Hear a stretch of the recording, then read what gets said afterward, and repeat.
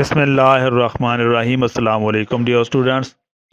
10th class की biology हम पढ़ रहे हैं और हम पढ़ेंगे इंसान में गैसों का तबादला।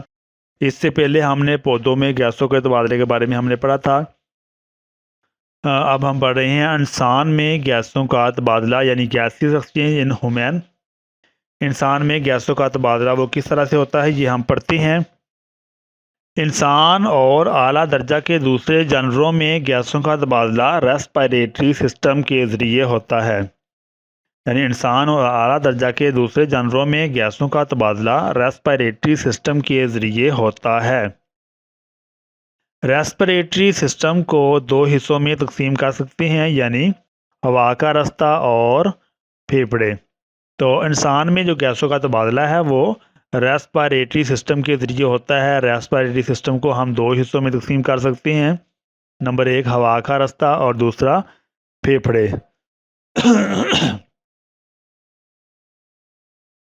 हवा का रास्ता एयर पासेज वे हम पढ़ते हैं। हवा का रास्ता इन हिस्सों पर मुश्तमिल है जिनके ज़रिए बाहर की हवा फेफड़ों में दाखिल होती है और गैसों के तबादला के बाद ये बाहर निकल जाती है। यानी हवा का रास्ता इन हिस्सों पर मुश्तमिल होता है जिनके ज़रिए बाहर की हवा फेफड़ों में दाखिल होती है और गैसों के तबादला के बाद ये बाहर निकल जाती है। यानी अब हम हवा के रास्ता जिस रास्ते से हवा जाती है उन हिस्सों के बारे में भी पढ़ेंगे, कौन कौन से हिस्से होते हैं जिनके ज़रिए हवा फेफड़ों तक पहुँचती है। तो फॉर एग्ज़ाम्पल अगर हम डायग्राम की तरफ देखें तो सबसे पहले जो हवा है वो नेज़ल कैविटी यानी नाक से, जिसको हम नोस्ट्रिल भी कहते हैं, नाक से ये हमारे नाक के ज़रिए सांस की नाली तक पहुंचती है। फिर ओरल कैविटी भी है, मुंह के ज़रिए या फिर नाक के ज़रिए हवा जो है सांस की नाली की तरफ जाएगी। फिर नाक के बाद फेरेंक्स आ जाती है, फेरेंक्स के बाद लेरेंक्स में जाती है हवा और लेरेंक्स के बाद फिर ट्रेकिया में जाती है और ट्रेकिया के बाद ब्रोंकस होते हैं और ब्रोंकस के बाद ये फेफड़ों में दाखिल हो जाती है। इस तरह ये वाले जो हिस्से हैं जैसे नेज़ल कैविटी है, nostril, nasal cavity, oral cavity और फेरेंक्स, लेरेंक्स, ट्रेकिया, ये हिस्से हैं। ये क्या है? ये हिस्से हैं जिनके ज़रिए हवा जो है वो फेफड़ों तक पहुंचती है और वहाँ पर गैसों का तबादला होने के बाद हवा बाहर खारिज होती है। इसी तरह एक और डायग्राम में हम मज़ीद देखते हैं कि ये नॉस्ट्रिल्स हैं। नॉज के ज़रिए हवा जो है वो हमारे हवा खुराक की सांस की नाली की तरफ बढ़ती है। हवा नाक और मुंह के ज़रिए, जिसको हम नॉस्ट्रिल कहते हैं, नॉस्ट्रिल, उसके बाद ये फेरेंक्स में जाएगी, फेरेंक्स के बाद फिर लेरेंक्स में जाएगी। लेरेंक्स भी हिस्सा है सांस की नाली का, रेस्पिरेटरी सिस्टम का हिस्सा है लेरेंक्स। लेरेंक्स के बाद ट्रेकिया में जाती है हवा, ट्रेकिया में बढ़ती है और ट्रेकिया के बाद आप देखते हैं कि हवा जो है ये ब्रोंकियल ट्यूब्स में जाती है। हवा ब्रोंकियल ट्यूब्स में जाती है और ब्रोंकियल ट्यूब्स के बाद ब्रोंकाई में पहुंचती है और ब्रोंकाई के बाद ये एल्वियोलाई तक पहुंचती है। यानी जो हवा की थैलियाँ होती हैं उनको एल्वियोलाई कहते हैं। तो एल्वियोलाई तक हवा जो पहुंचती है, तो ये वाले जो हिस्से हैं ये हमारे रेस्पिरेटरी सिस्टम को बनाते हैं। हवा जो है ये मुख्तलिफ हिस्सों से होती हुई फेफड़ों तक पहुंचती है। तो हम इन हिस्सों के बारे में पढ़ेंगे। आपने बड़े गौर के साथ इस वीडियो को देखना है तो आपको ये बड़ी ही आसानी के साथ बहुत ही दिलचस्प अंदाज में आपको ये समझ आ जाएगा। हवा का ये रास्ता मंदरजा झैल हिस्सों पर मुश्तमिल होता है। सबसे पहले हम इन हिस्सों के बारे में पढ़ लेते हैं जिनमें से हवा नहीं गुजरना है। सबसे पहले हवा नेज़ल कैविटी से गुजरेगी। हवा हमारे नाक से गुजरेगी, उसको नेज़ल कैविटी कहते हैं। नंबर 2 फेरेंक्स में पहुंचेगी और फेरेंक्स के बाद जो हवा है वो लेरेंक्स में जाएगी और लेरेंक्स के बाद ट्रेकिया की तरफ बढ़ती है। ट्रेकिया में पहुंचने के बाद हवा जाती है ब्रोंकाई में और ब्रोंकाई के बाद नंबर 6 ब्रोंक्यूल्स और ब्रोंक्यूल्स के बाद एल्वियोलर डक्ट्स और एल्वियोलर डक्ट्स के बाद ये पहुंच जाती है एल्वियोलाई में। यानी हवा की थैलियाँ फेफड़ों के अंदर एल्वियोलाई मौजूद होते हैं और वहाँ तक जो हवा है वो पहुँच जाती है। तो ये वाले हिस्से हैं जो हवा को फेफड़ों तक लेके जाते हैं। Nasal cavity, pharynx, larynx, trachea, bronchi, bronchioles और एल्वियोलर डक्ट्स और एल्वियोलाई, इन हिस्सों से होती हुई जो हवा है वो हमारे फेफड़ों तक पहुंच जाती है।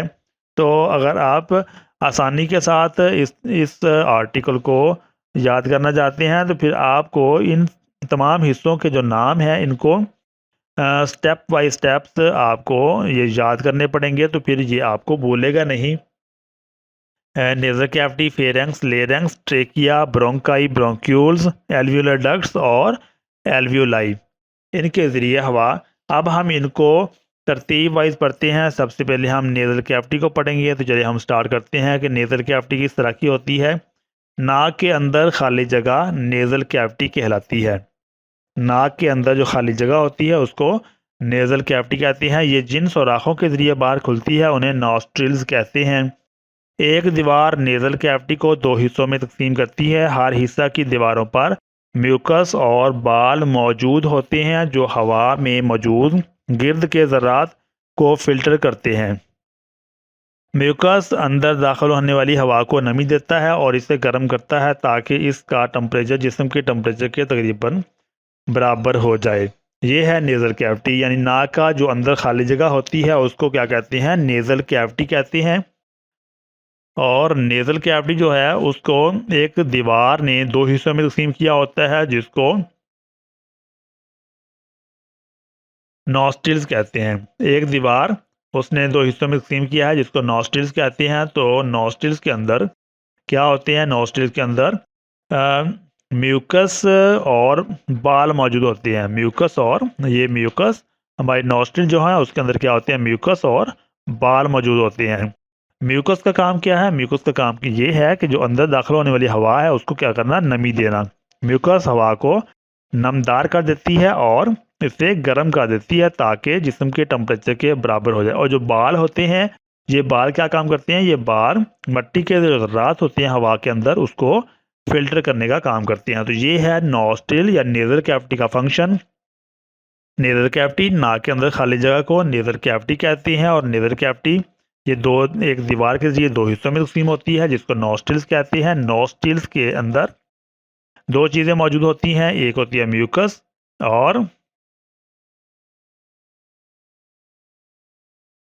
और बाल। तो म्यूकस जो होता है ये नमदार करता है हवा को और अंदर दाखिल होने वाली हवा को नमी देता है और उसको गर्म करता है ताकि जिस्म की टेम्परेचर के बराबर हवा हो जाए। और जो बाल होते हैं वो क्या करते हैं कि मिट्टी के जो ज़रात होते हैं उनको फिल्टर करने का काम करते हैं। अब हवा जाएगी फेरेंक्स के अंदर। तो फेरेंक्स क्या होती है, नेज़ल कैविटी दो छोटे सुराखों यानी अंदरूनी नॉस्ट्रिल के ज़रिए फेरेंक्स में खुलती है। नेज़ल कैविटी उसके अंदर की साइड पर दो सुराख होते हैं, उन सुराखों के ज़रिए ये फेरेंक्स में खुलते हैं। नेज़ल कैविटी जो है उसके आगे फेरेंक्स आ जाती है, फेरेंक्स में खुलती है। फेरेंक्स एक मस्कुलर रास्ता है जो खुराक और हवा दोनों के लिए मुश्तरक है। फेरेंक्स क्या है, फेरेंक्स एक मुश्तरक रास्ता है, एक मस्कुलर रास्ता है, मस्कुलर रास्ता है जो खुराक और हवा दोनों के लिए क्या है, मुश्तरक है। ये रास्ता एसोफेगस के सुराख और लेरेंक्स तक फैला होता है। ये रास्ता एसोफेगस के सुराख और लेरेंक्स तक फैला होता है। तो डायग्राम में हम देखते हैं कि फेरेंक्स क्या होती है, ज़रा गौर के साथ देखिए आप। ये लिप्स हैं, ये वाली नोज़ है, तो नोज़ में ये नेज़ल कैविटी है। नेज़ल कैविटी यहाँ तक ख़त्म होती है, यहाँ तक जो है ये नेज़ल कैविटी ख़त्म हो जाती है। और ये ज़बान है, टंग है माउथ के अंदर, यहाँ से यहाँ तक क्या है, ये सारी की सारी ज़बान है। और ज़बान के साथ यहाँ पर ये वाली जो जगह है, ये खाली जगह है, यहाँ पर ये आपको नज़र आ रही है, ये और जगह, इसको फेरेंक्स कहते हैं। यानी नाक के जो कैविटी है वो जहाँ पर ख़त्म होती है और जहाँ पर हमारे माउथ का जो कैविटी ख़त्म होती है उसको हम एक कॉमन कैविटी है जिसको फेरेंक्स कहते हैं। तो फेरेंक्स जो होती है ये नाक की और जो मुंह है उसकी कॉमन जो कैविटी होती है उसको फेरेंक्स कहते हैं। नोज़, ये दूसरी डायग्राम में देखें आप ज़रा, नोज़ का ये वाला इंटरनल नोस्ट्रिल्स है, नोज़ फेरेंक्स, ये नोज़ की यहाँ पर एंड होती है। इसके अलावा यहाँ पर जो माउथ है इसकी एंड होती है, तो यहाँ पर फेरेंक्स मौजूद होती है। ये वाली जो जगह है इसको हम क्या कहते हैं, ये फेरेंक्स है। तो ये होती है फेरेंक्स। हवा जो है वो फेरेंक्स में पहुंचती है। फेरेंक्स के बाद लेरेंक्स आ जाता है। लेरेंक्स, हवा फेरेंक्स से लेरेंक्स में जाती है। हवा जो है वो फेरेंक्स से लेरेंक्स में जाती है। तो फेरेंक्स के फर्श पर एक सुराख ग्लॉटस है जो लेरेंक्स में खुलता है। फेरेंक्स के फर्श पर एक सुराख है जो क्या होता है, लेरेंक्स में खुलता है। तो डायग्राम में हम देखते हैं सॉरी लेरेंक्स, लेरेंक्स का खलीज बना होता है और ये फेरेंक्स और ट्रेकिया के दरमियान मौजूद है। इसे आलाए सौत यानी आवाज़ पैदा करने वाला खाना भी कहते हैं। लेरेंक्स के अंदर एक तरफ से दूसरी तरफ रेशादार पट्टियों के जोड़े खिंचे होते हैं। इन पट्टियों को वोकल कॉर्ड्स कहते हैं। जब हवा इन वोकल कॉर्ड से टकराती है तो ये इताश में आते हैं और इस इताश से आवाज़ पैदा होती है। तो ये है लेरेंक्स। ये लेरेंक्स क्या है, लेरेंक्स जो है ये खलीज है, खलीज बना होता है। फेरेंक्स के बाद ये लेरेंक्स आ जाता है। तो लेरेंक्स जो होती है ये फेरेंक्स और ट्रेकिया के दरमियान मौजूद होता है। फेरेंक्स और फेरेंक्स के बाद लेरेंक्स आ जाता है और लेरेंक्स से आगे क्या है, ट्रेकिया आएगा। तो ट्रेकिया के बारे में भी हम पढ़ेंगे। तो लेकिन जो लेरेंक्स है ये फेरेंक्स और ट्रेकिया के दरमियान वाले हिस्से को लेरेंक्स कहते हैं। यानी फेरेंक्स और ट्रेकिया के दरमियान वाले हिस्से को हम क्या कहते हैं, लेरेंक्स कहते हैं। तो लेरेंक्स इसे आलाए सौत यानी आवाज़ पैदा करने वाला खाना भी कहते हैं। लेरेंक्स को क्या कहते हैं, लेरेंक्स को आलाए सौत यानी आवाज़ पैदा करने वाला आला भी कहते हैं। लेरेंक्स के अंदर एक तरफ से दूसरी तरफ रेशादार पट्टियों यानी फिब्रस बैंड के जोड़े खींचे होते हैं। इन पट्टियों को वोकल कॉर्ड कहते हैं। जब हवा इन वोकल कॉर्ड से टकराती है तो ये इताश में आते हैं और इस इताश से क्या होती है, आवाज़ पैदा होती है। तो लेरेंक्स को क्या कहते हैं, आलाए सौत, आवाज़ पैदा करने वाला आला भी लेरेंक्स को कहते हैं, क्योंकि इनके अंदर दो जोड़ेदार पट्टियाँ होती हैं, रेशेदार पट्टियाँ होती हैं। तो उन पट्टियों से जब हवा टकराती है तो जिससे इरताश पैदा होती है और आवाज़ सुनाई देती है, आवाज़ पैदा होती है। तो ये था लेरेंक्स। तो यहाँ पर डायग्राम में हम देखते हैं ये फेरेंक्स है, यहाँ तक फेरेंक्स है और फेरेंक्स के बाद ये ग्लोटस है और यहाँ पर ग्लोटस है और ग्लोटस के बाद क्या है, लेरेंक्स है। ये वाली जो जगह है इसको लेरेंक्स कहते हैं।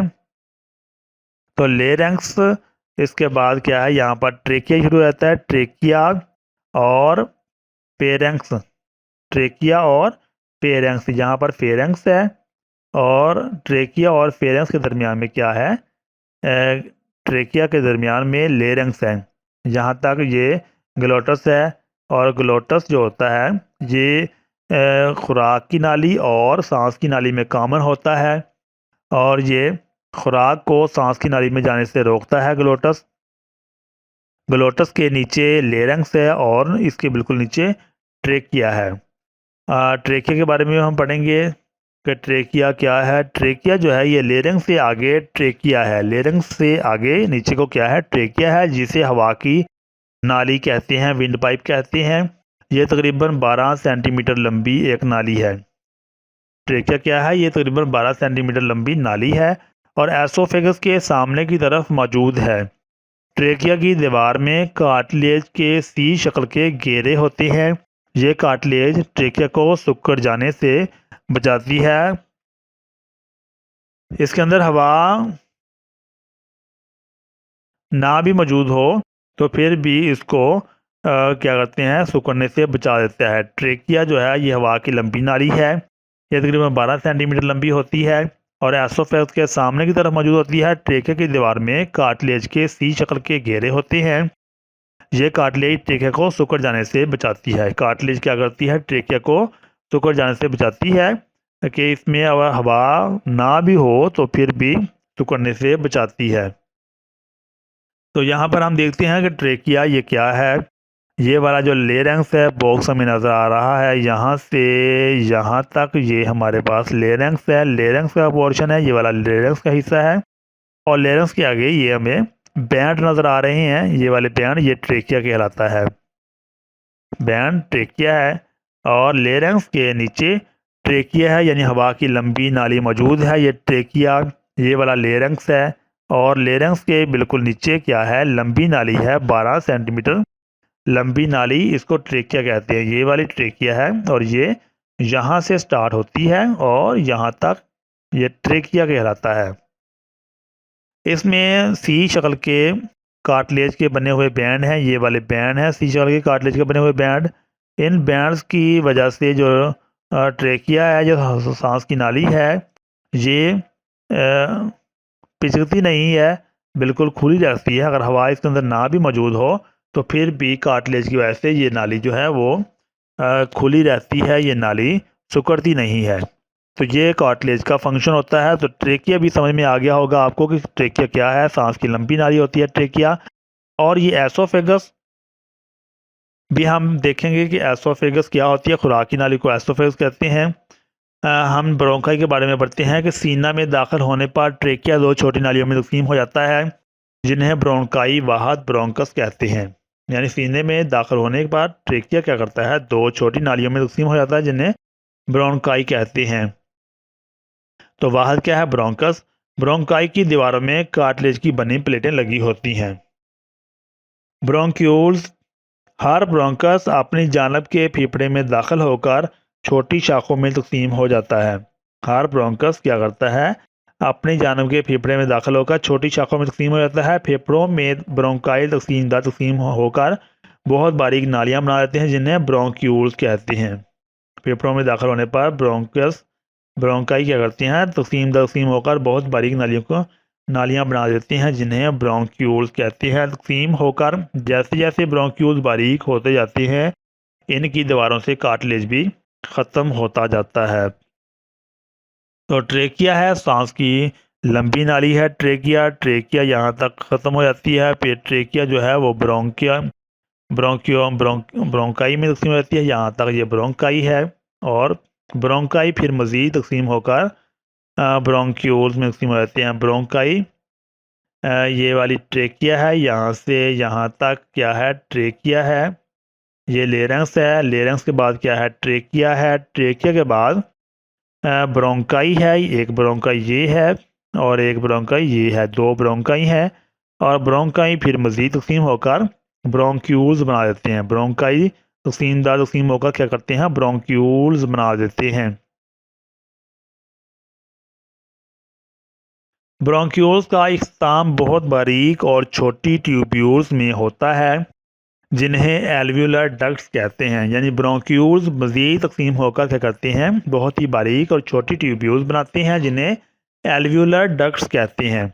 हर एल्व्यूलर डक्ट्स हवा की थैलियों यानी एल्व्यूलाई के एक गुच्छे में खुलती है। ये एल्व्यूलाई इंसान के जिस्म में गैसों के तबादले की सतह बनाते हैं। हर एल्व्यूलस एक थैली नुमा साख्त है और इसकी दीवार में एपिथेलियल सेल्स की सिर्फ एक तह पर मुश्तमिल है। जो एल्व्यूलाई की दीवारें हैं वो क्या हैं, एपिथेलियल सेल की सिर्फ एक तह पर मुश्तमिल है। कैपिलरीज का जाल इसको घेरे होता है। तो ये था ब्रोंक्यूल्स जो हैं, ये जब इख्तिताम पजीर होते हैं तो मज़ीद छोटी ट्यूब्यूल्स बनाते हैं, जिन्हें क्या कहते हैं, एल्व्यूलर डक्ट्स कहते हैं। एल्व्यूलर डक्ट्स जो आगे एल्व्यूलाई हवा की थैलियों में खुलती है, जिसको एल्व्यूलाई कहते हैं। एल्व्यूलाई जो होते हैं ये बहुत ही बारीक हवा की थैलियाँ होती हैं। इन थैलियों की जो तह होती है वो एपिथेलियल सेल की एक तह पर मुश्तमिल होती है। कैपिलरीज का जाल इन एल्व्यूलाई को घेरे हुए होते हैं। डायग्राम देखते हैं हम। ये फेफड़े हैं, फेफड़ों के अंदर ये ब्रोंकाई और ब्रोंक्यूल्स के बाद ये ब्रोंक्यूल्स हैं। ये वाले यहाँ पर ब्रोंक्यूल्स लिखा हुआ है, ये ब्रोंक्यूल्स हैं। और ब्रोंक्यूल्स जो हैं ये एल्व्यूलाई में खुल रहे हैं। ब्रोंक्यूल्स ये हवा की थैलियाँ हैं, ये सारी की सारी हवा की थैलियाँ हैं। हवा की थैलियाँ इनको एल्व्यूलाई कहते हैं। तो एल्व्यूलाई जो होती है इनके ऊपर कैपिलरीज का जाल चढ़ा हुआ होता है, जिससे गैसों का तबादला होता है। दिल से ऑक्सीजन के बगैर यानी डी ऑक्सीजनेटेड खून लाने वाली पल्मोनरी आर्टरी फेफड़ों में दाखिल होकर आर्टरियोल्स और कैपिलरीज में तकसीम हो जाती है। दिल से ऑक्सीजन के बगैर डी ऑक्सीजनेटेड खून लाने वाली पल्मोनरी आर्टरी फेफड़ों में दाखिल होकर आर्टरियोल्स और कैपिलरीज में तकसीम हो जाती है। और ये कैपिलरीज एल्व्यूलाई के गिर्द गलाफ बनाती हैं और फिर आपस में मिलकर वैन्यूल्स बना देती हैं और वैन्यूल्स के मिलने पर पल्मोनरी वेन बनती है जो ऑक्सीजन वाला यानी ऑक्सीजनेटेड खून वापस दिल की तरफ ले जाती हैं। तो डायग्राम कुछ इस तरह से है। ये वाली आर्टरीज़ हैं, आर्टरीज़ में जो डीऑक्सीजनेटेड ब्लड है वो आता है। आर्टरीज जो हैं ये आर्ट्रियोल्स में तकसीम होती हैं, आर्ट्रियोल्स फिर आगे कैपिलरीज में तकसीम हो जाती हैं और कैपिलरीज फिर आपस में मिलती हैं और वैन्यूल्स बनते हैं। ये क्या है, ये वैन्यूल्स हैं और वैन्यूल्स फिर आपस में मिलकर वेन बना देती हैं और वेन वापस दिल की तरफ जो है ऑक्सीजनेटेड ब्लड को लेकर चली जाती है। तो इस तरह जो एल्वियोलाई है उनसे जो गैसों का तबादला है वो होता है। ये पल्मोनरी वेन है और पल्मोनरी वेन में ऑक्सीजनल ब्लड होता है। ये पल्मोनरी आर्टरीज हैं और इस तरह ये कैपिलरीज का जार एल्वियोलाई के ऊपर चढ़ा होता है और जहाँ पर गैसों का तबादला होता है और यहाँ से ऑक्सीजन ब्लड में शामिल होकर वापस दिल की तरफ पहुँच जाता है। तो ये था रेस्पिरेटरी सिस्टम ऑफ ह्यूमन, इंसानों में गैसों का तबादला। तो उम्मीद है कि जो हमने पढ़ा है वो आपको समझ में आ गया होगा। अपना बहुत सारा ख्याल रखिएगा। अल्लाह ताला हम सब का हामी नासर हो। अल्लाह हाफिज़।